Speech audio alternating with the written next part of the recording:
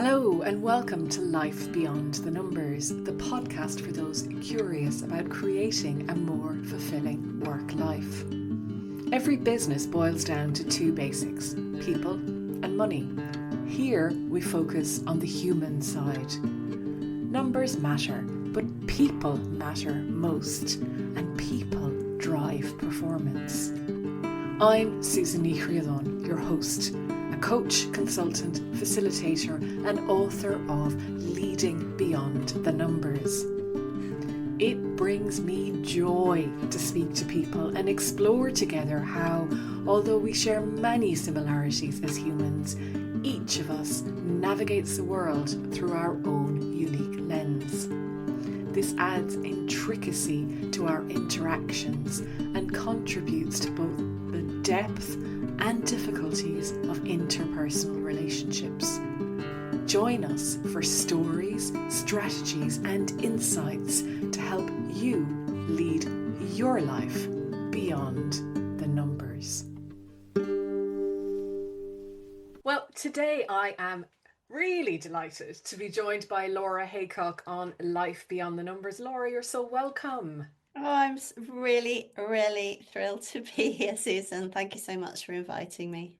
It's my pleasure, and maybe just a little bit of context because we both published books with the same publisher in the last 12 months or so, and yours is quite recent, and that's one of the reasons that we're here today, is to talk about your book. But I also had the privilege of being at your book launch, which even inspired me more to have this conversation. So firstly, congratulations on Empower, a Meno action plan for organisations.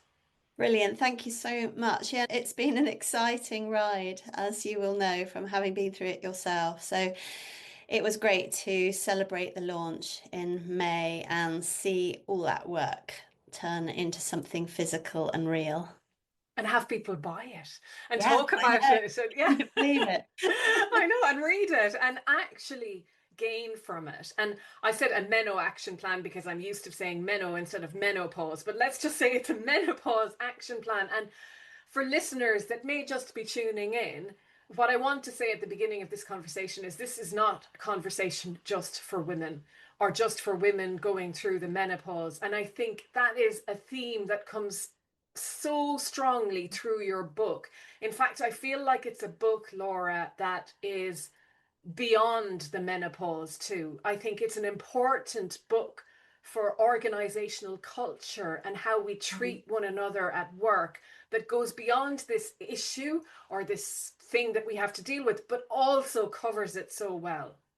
Yeah, I think you're right. I think that the principles that lie beneath it can be applied to a whole range of workplace issues. You're absolutely right. I have a passion about the subject of menopause, but my background's in leadership, in culture, organizational development, diversity and inclusion, and I'm drawing on all of that wealth of experience. So yes, for sure, you'll definitely recognize themes in terms of what it takes for an organization to be effective and how we help every individual within an organization be the best they can be. And I definitely think that comes out, and I applaud that, because you're dealing with something that is central to so many people's lives, but Mm. also work impacts everyone. So I really like that they're Yeah. complementary and not just focused simply on that. That's right. Yes. I mean, I think there are good reasons to focus specifically on menopause in this case. There's things that are particularly challenging around that. For sure, it draws on learning that can be applied elsewhere. And I've worked really hard to make sure that this is a book anybody would feel comfortable reading. Yes, I am a woman of a certain age. Yes, I have been through experiences of my own, and that has fueled me along the way. But the learning is for everyone. And so the intention behind the book was to make it super pragmatic. This is about why this makes sense for business and what businesses can do about it. And that definitely flows through. So congratulations on that. And Thank you. like you say, I mean, I'm a woman of a certain age with a certain experience as well. And I think that gives life to it too. And you open the book, Laura, by highlighting that you knew very little about menopause. And even as a psychologist, as you've said, I'd imagine, though, many of us can relate to that. And I think it echoes a little bit that often what's invisible, what's happening inside of us that people cannot see, forget the hot flushes for a moment, Yeah. is often ignored in an organization or within organizations by people, of course. So that happens until the cost becomes too high. And that's something I think you've drawn attention to. Yes, I think we're in a changing context where we can't actually ignore menopause anymore. And so that's forcing a change. And I think we're all witnessing a very rapid change around this subject. When I first became aware that I was experiencing perimenopause, or at least put a name to what I had been experiencing for years without knowing what was going on, it was a very different world. That was just 10 to 15 years ago, where I hadn't the faintest clue what was going on. My doctor didn't know what was going on. There's no way I could raise it at work and expect anybody else there to understand. I didn't know what to ask for, what support to ask for, or what could help. So it was a very different world. And that world's changing, but there's still scope for more, that we can do more to make sure that everybody's able to access the right support and information. I mean, in one way, it's neither here nor there, but in another way, I also think where we've come from is important. Like, why has it been so taboo for so Yeah. long? Yeah, well, there are many reasons, and a lot of it's just generally it's taboo in society. Part of that's just embarrassment. It's touching on things that are very personal, like the most personal things about you and your body. And, that's changing. I mean, I'm the generation, I can remember clearly when the first TV adverts came on for period products and feeling excruciatingly embarrassed by that. So that's a part of it. There's also issues of shame. When I realized what was going on, there's a lot of shame involved in losing your fertility and how you might be perceived and what that means, the significance of that. There's a huge amount of ignorance, as we've touched on. We didn't really know what it was. Previous generations might say, oh, well, me, I didn't experience that. But they may not have realized that a lot of the illnesses and issues they were experiencing were menopause related, which we're becoming more aware of now. And then there's discrimination around gendered ageism, a tendency in society to denigrate older women and see them as sort of crazy and of less worth in society. So there's lots of general things, but then in the workplace specifically, the workplace is being designed really to optimize performance in men. It's a male system. And so that means it's inevitably somewhat blind to female issues, which tend to be seen as external to work. So that's a big issue. And long running sort of sensitivities about how much are women impacted by hormones? Is that something they can own up to? Is that something they should keep quiet? I know that some people might feel that talking about how they're personally impacted by hormones might, in a sense, be a betrayal of feminism because somehow you're admitting to a weakness that we've worked really hard to diminish. And so it can become quite risky to mention it. There's just many, many things that all sort of coagulate, if you like, into keeping us quiet about it. Completely. And I've been watching Mad Men recently on TV, and it's about an advertising agency based in the 60s in the US, Madison Avenue. And what's fascinating is how people behaved in the workplace. And we're talking about 60 years ago, which isn't all that long ago, really, in the evolution of the world. And I guess what's surprising, perhaps, as we go through our work life is how much things have to evolve because we don't have the background and the context. So, in 10 years' time, for example, Mm. let's hope women aren't having these conversations about why it needs to be important. Mm. And perhaps there just weren't women in the workplace No. up into 50s and 60s or 40s, or like you say, the association between the different underlying symptoms wasn't made. No, no, I think that's absolutely right. This is a completely new phenomenon. Our generation are really the first generation where there's an expectation. There's an opportunity, but also an expectation that you work all through your adulthood. And it's a new phenomenon that we're seeing at work. And when we think back, maybe only just 100 years, that's a snapshot of time in evolution. But everything's changed for the way women work over that period. And our great grandmothers, maybe our great grandmothers, maybe weren't expected to work at all. Our grandmothers perhaps were expected to work until they married and then quit. Our mothers maybe were expected to work until they started having children, but then step back. And now we are reaching this menopausal age. If you overlay that with changing demographics, 100 years ago, the average life expectancy for a woman in the UK was a mid-50s. So menopause was something that happened right at the very end of your life. Now we typically live till we're in our early 80s. So about half our life might be affected by menopause and a third of our working life. That's a radical change over a short space of time in history, which means we're having to do a lot of learning and adapting to that. I think that's really interesting, that evolution as well. When I think about it, like there was a point, I guess, in history, recent history, where there was a recognition that you needed to keep women in the workplace beyond pregnancy. And that's where all that change came about, which I don't have any recollection of because everything was in place before I went into the workforce. And I guess now it's the next evolution of the female cycle. That's right. That's right. And it's an inevitable change, and there are these sort of pressures that come from different sides. So from women themselves, they want to keep working for fulfillment, but they also need to keep working financially. We're now not expected to retire till we're 67, and many women have to be financially self-sufficient. So it's essential that you're still earning and maximizing your potential at work. There's also pressure from government. We know that it's better for the economy. The economy needs women to be economically active, and that enables national growth and productivity and all those things that are really important.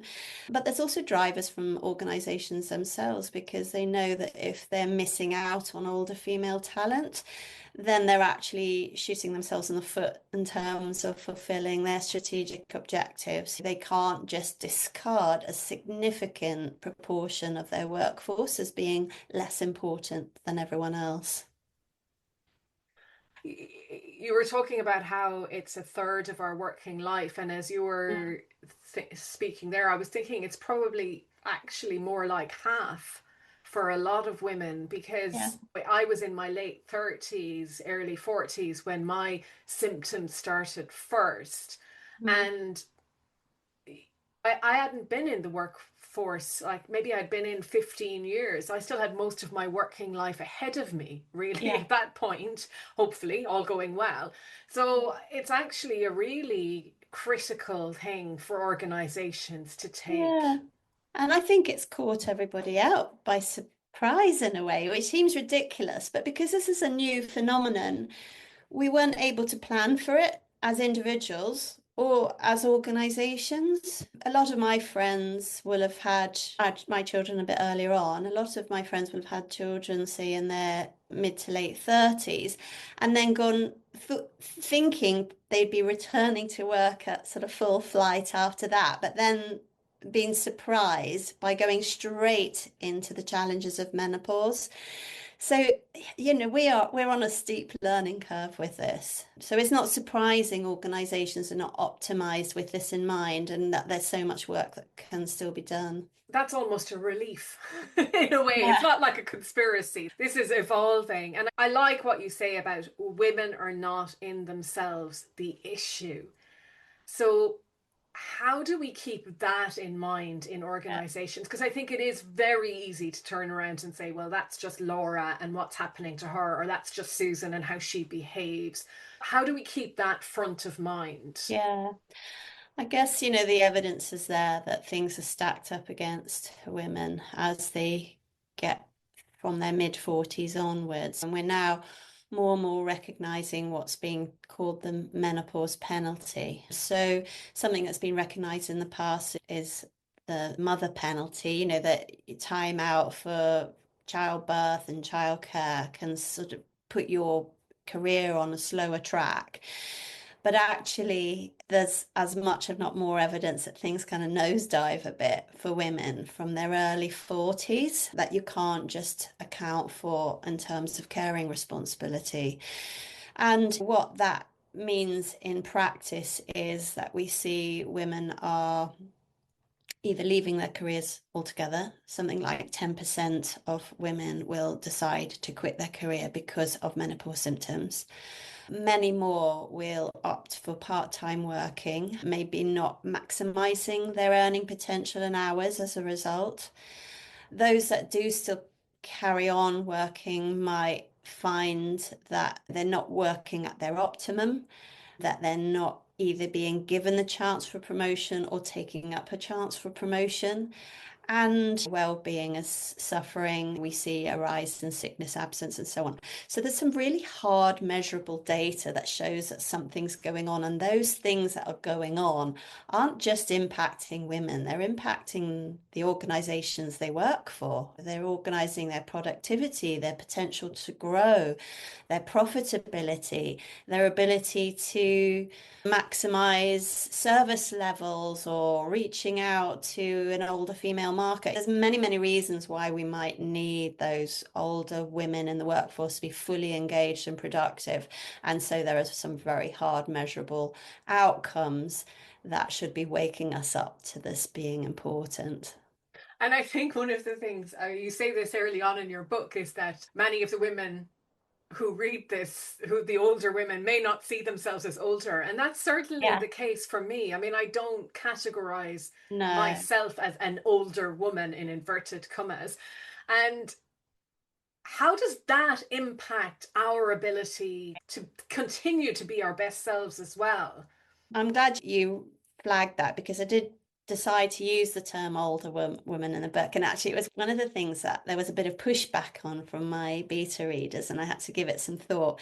And in retrospect, I might have softened it and just talk more about midlife women. But I think the reality is in a workplace, I, worked before in consultancy firms. I've always sort of worked in consultancy. I was one of the older people in the team and an older woman, and particularly as a consultant, was older in that respect, the older woman consultant. So there is something about, yeah, you might not be old, but relative to the spirit of the organization and how you're perceived and where you fit, you can nevertheless be starting to tip into that older camp with a whole raft of issues that come with that. Totally. And I think the perception is such a fantastic word. And I think for anyone listening to this, it's often how you're perceived in the workplace that really has an influence. And if we're perceiving women at their prime Yeah. as older women, then that's our loss.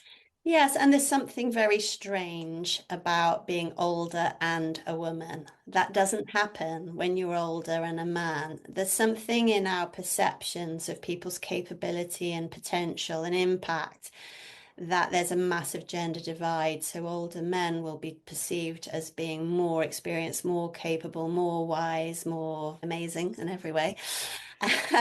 more attractive even potentially.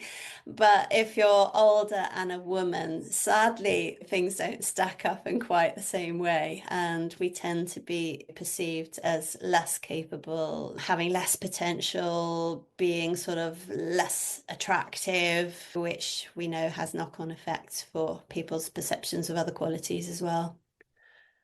And of course, who's holding these perspectives? That's part of the, because I think Yeah, that's the interesting thing. If you think of the workplace or the workforce maybe being made up 50-50, perhaps it's not quite 50-50, but are we responsible as well as women towards this? absolutely. Absolutely. And I remember to my shame from early on in my career sharing some of those perceptions and attitudes of those people in the team that I perceived as the older women. When I was younger, this is not about pointing fingers at men. It's we all share responsibility for perpetuating negative stereotypes and not challenging those. But I am really pleased to see how that is changing. And we're just seeing more and more people in the media who've created a really wonderful platform around this, helping us recognize the very real positive qualities that come as women age. It's not just a kind of consolation prize, but a genuine celebration of the fantastic energy and strength and adaptability that women who've been through all of these challenges can emerge with when they come out the other side. So if I'm a manager or a leader, Laura, in an organization now, wondering how to navigate this, not knowing whether people are going through menopause, perhaps I'm female, not knowing myself, Mm, or also men have women at home. yes. Menopause goes way beyond the confines of the Oh, office. totally, totally. And I've had such a positive reception to the whole concept of this book, not just from women, but from all the men I've spoken to too, because everyone I think does recognize how important it is. And even if you're someone who's not been through it yourself, and many women don't feel that they've been negatively affected by menopause. There's huge individual variation. But whether you've been through it or not, I think everybody shares the same appreciation that this is a significant societal and organisational issue which it pays for us to take action on. Completely. And where do I start? So if I buy Yeah. your book, for example, or I don't want to buy your book, but I want to know what to do. I mean, obviously, I recommend you read the book, but what's the way to navigate this? Yeah, so it's a complex problem. I mean, we've touched on a lot of the things that make it difficult for women to keep working as they age. And so there's not a simple solution. I think that's just the reality of it. And I'm a big advocate of systems thinking and trying to work across the complexity of a problem. I think part of where there's been a backlash against diversity and inclusions programs in the past has been where they've emphasized what would have been an overly simplistic solution, where actually a more systemic solution is required. So that sounds all a bit scary and unachievable, but what I've sort of aimed to do in the book is create a framework that then breaks that down into the different systemic elements that leaders can be thinking about. And maybe one of the first things around that is having purpose around menopause, understanding the reasons for taking action and making sure that everybody's on board with that. And then it's this openness, breaking down the taboo. And I think there's been amazing work done over the last 10 years or so by various organizations in breaking down taboo, getting people comfortable talking about it. And I remember in the past, when I first started going through it, I didn't feel I could mention it at work. And I'm certain that would be different now. I'm absolutely certain. And that's an important starting point. As a leader, you need to be, opening up those conversations, getting comfortable about it, talking about it regularly so it feels normal, but also at an organizational level, shining the light on the issue by gathering data, gathering insights on what women in your organization are experiencing and what support they feel they need, rather than imposing a solution on them. And then there's all sorts of actions around giving women more power and control over how they work so that they can shape work in a way that suits them. Actions that rebuild confidence that's been eroded through all this, the negatives that we've touched on.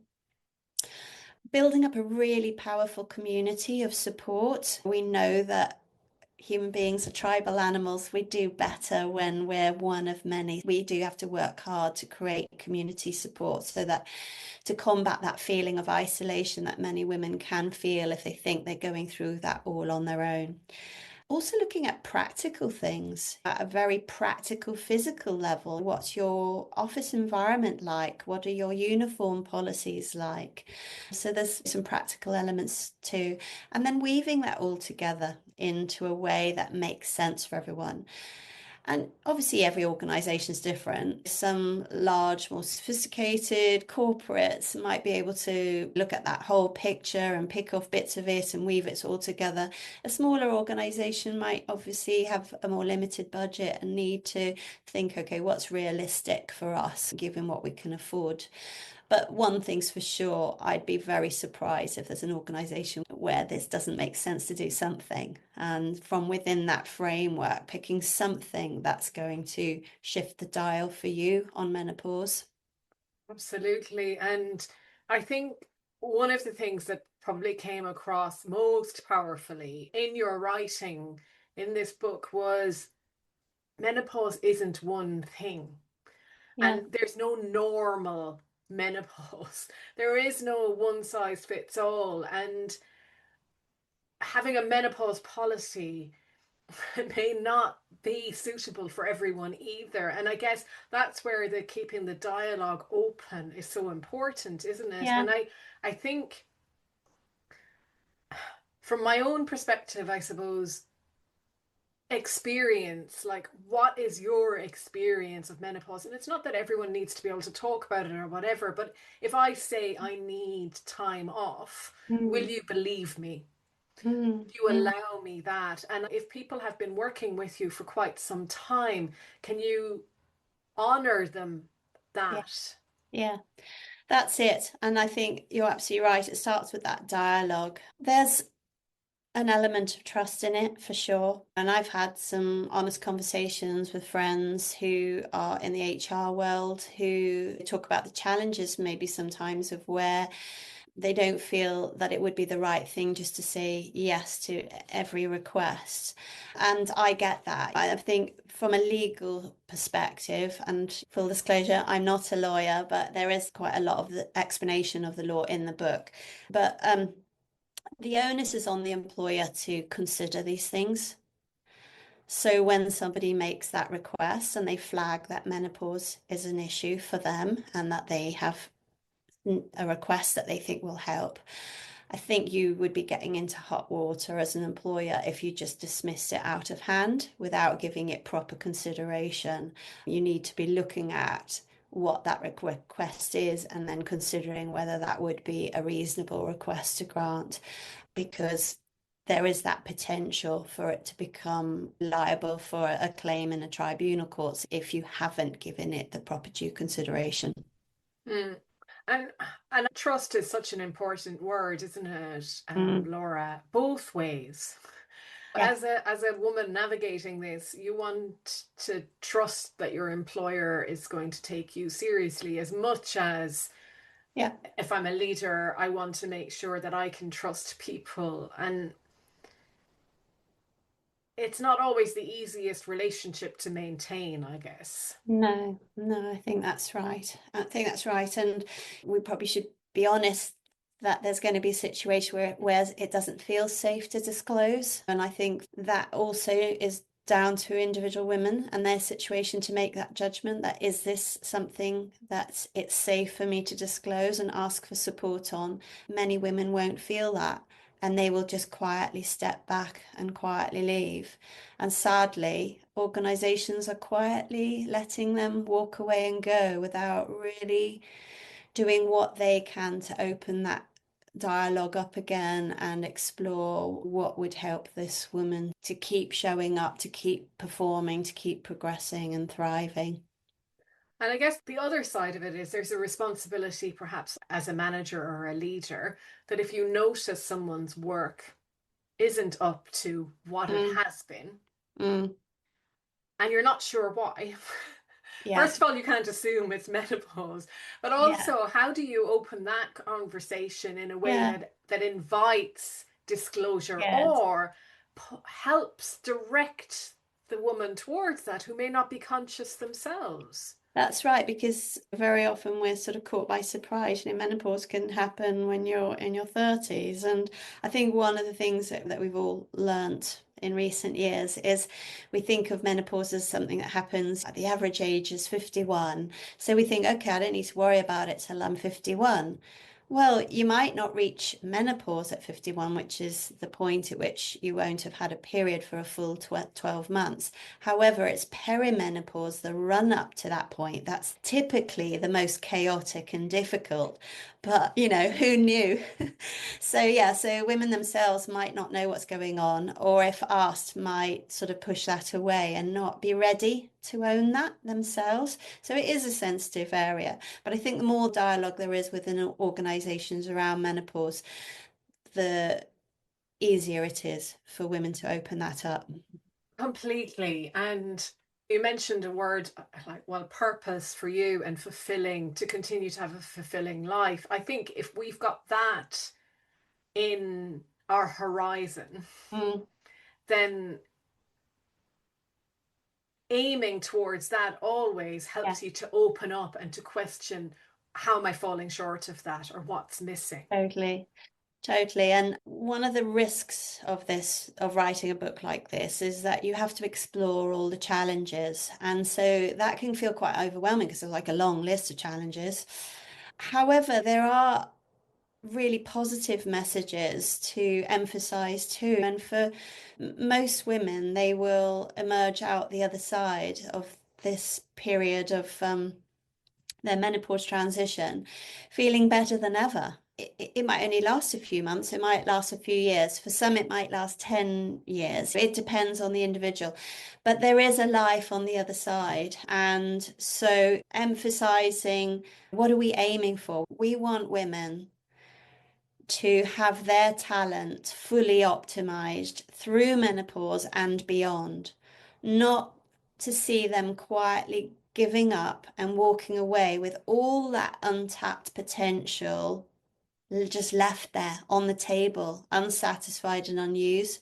We don't want that. We want women to participate as much as they desire, to perform to the best of their ability, to keep progressing, and with that earning what is their due, to set themselves up for a good lifestyle and retirement, just the same as everyone else, and to feel amazing, to thrive through all of that. And it's a big ask, but there is a positive to aim for. And within the book and the empowered framework that I put together, at the heart of it is our sort of psychological models of empowerment and what gives us that rocket fuel to be our best. And it's about control and having the ability to flex work the way you want.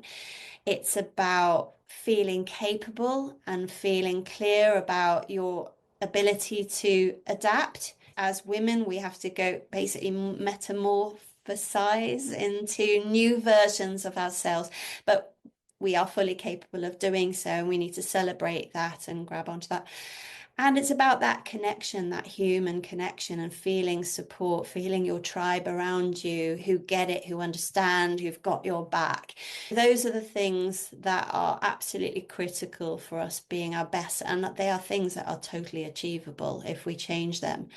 And organizations that don't invest in those things can actually worsen the experience of menopause.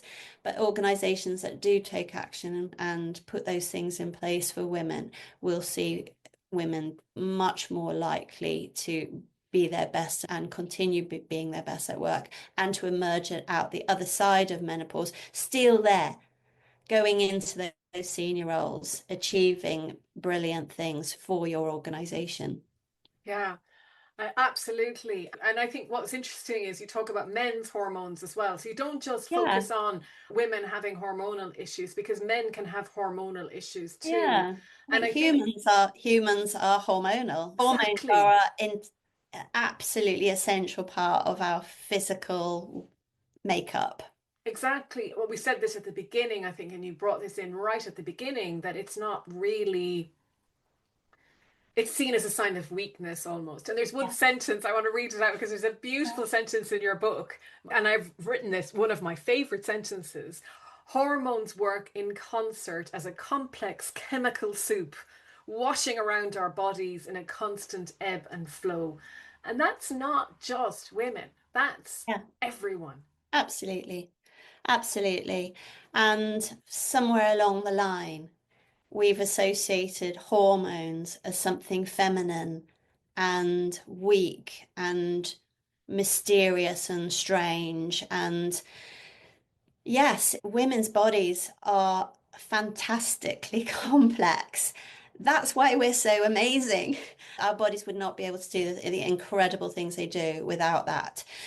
And that's fantastic. And in spite of it, we are still achieving brilliant things in science, in business, in politics, in sport. Women do amazing things, not because hormones are not important, but with that complexity of our hormonal life, we are still achieving amazing things. And I don't think we can separate the two. No, and I remember when I was going through my own perimenopause, a lot of people talked to me about insulin and how if you were needing your insulin replaced, no Yeah, one would take any notice of that. And I think it is really interesting how these hormones that we do have interact in different ways for everyone as well, yeah, because not everyone loses estrogen quickly. There's all of these yeah, different ways it manifests, and drawing attention to the fact that men have hormones too is quite a powerful yeah, leveling playing field. yeah. Yeah, I've got huge respect for Dr. Louise Newson and all the work she's done. And that was like, through all of the COVID years and beyond, many a walk was spent listening to her podcast, learning so much. And I think one of the things that's really kind of emerged, which is so helpful from that, is how we think of estrogen as progesterone as female hormones and testosterone as male hormones. And actually, all humans have all of those hormones, maybe in a different balance to one another, but they are important for our overall health. And so you just have a tendency as humans to oversimplify everything and just say, right, you're this and you're that. And that's not how it is. That's not reality. It's way more complex than that. Yeah, and as you were talking about hormones there earlier, it also reminded me of emotions, how we Yeah, dismissed that part of us, again, invisible, as yeah, something that's too complex, doesn't belong in a workplace, get it out. And actually, what we're seeing now is by bringing some of this in, like, I mean, I think it takes compassion as yeah, well as business acumen to write a book like you've written. And without one of those ingredients, the book wouldn't be yeah. as powerful. Yes, yeah. It's trying to sort of get that balance. And men also have a hormonal decline. It's not quite as dramatic and chaotic as a woman's, but it is gradual and it is significant. And the issues of aging in the workplace are applicable to everyone. We've now got, I think the figures were 50% of workers in the UK are over the age of 50. And 25% of workers in the UK will have a health condition that is impacting their work before they reach retirement. That's Oh, men and women yeah. combined. So the issues of aging and of how organizations optimize talent as people age is applicable to everyone. obviously in this book, I've chosen to specifically focus on menopausal women because it's this new phenomenon that we're seeing in the workplace. But actually, the lessons could be applied across the board. And I know of men who've had, hormonal issues, maybe as a result of treatment, for example, from prostate cancer. And so that can trigger all sorts of actually quite similar symptoms and challenges in the workplace. So for sure, you can, I think, broaden it out. And I think that's helpful in order to kind of engage everybody's interest. This is not just a female issue that we put in a box. And even if it was just a female issue, we're talking about potentially half your workforce or more. I mean, if it's education or the healthcare sector, I don't know, what is it, 60, 70, 80% of the workforce? So this is not a minority issue, but even so, I think it's important to remember the applicability to all people as they age at work. Absolutely. And while there are still people, plenty of people, who might find this uncomfortable, because people find all sorts of things at work uncomfortable. Yeah. And they'll just put this in with difficult. There's something that you said that your dad says, and I think maybe it's worth repeating for people here, or saying for people, your dad's wisdom: if it feels uncomfortable, it means it's worth doing. So for people who out there after this conversation who still feel like they might get it wrong, what do Yeah. they do, Laura? Yeah. Buy the book. Yeah, absolutely. The book's a book of two halves. The first half is all about why this is an issue, how the world is changing, what is menopause, how does it affect women at work. It's the science behind it, the facts and the figures presented in a really dispassionate way that I hope everybody reading it will feel is accessible, but really sort of helps them get it. The second half of the book is the framework, which builds on all my experience from psychology and OD and all of that wonderful stuff. It's the empowered framework, and that translates all of that complexity into a series of actions, things you can do on the ground that there's research backing for us to know that they make a difference. And then what I've also done is shared within the organisational case studies. I've spoken to a number of organisations who've already been doing amazing work in this area and picking out elements of what they're doing to show how it illustrates what I've put together in this framework. So that will give people some clarity and confidence. And then there's plenty of tools in there too about what do you say when you have those awkward conversations. At a leadership level, what should I be looking for and measuring to monitor progress on this? There's lots and lots of practical detail like that. So you can use it as a toolbox, really. Absolutely. And of course, it's published by Practical Inspiration Publishing, and Alison is all for practical, implementable things, and it's definitely in your book.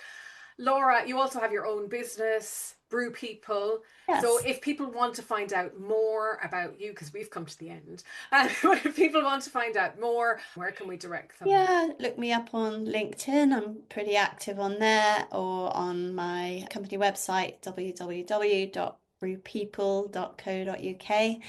My work spans all aspects of leadership and inclusion, so helping organisations get the best out of what are inevitably diverse workforces. How do we make sure everybody's able to show up and perform and be their best? So menopause is a feature, obviously, that fits within that. Totally. Laura, thank you so much for writing the book, which again, I echo what I said earlier, that I think it's an important book for anyone in an organization. You will encounter menopause in your organization. Be prepared. And thank you for the conversation today. Oh, thank you. It's been great. Quite sort of exciting. You need to get out more, Laura. But really, really great. So thank you so much, Susan. Oh, you're so welcome. Thank you for joining me today on Life Beyond the Numbers. If something in this episode resonated with you, I'd love to hear your thoughts. And if you've enjoyed this conversation, please take a moment to leave a review. It helps others like us discover this podcast and join in our conversation. Until next time, keep exploring the human side of work life.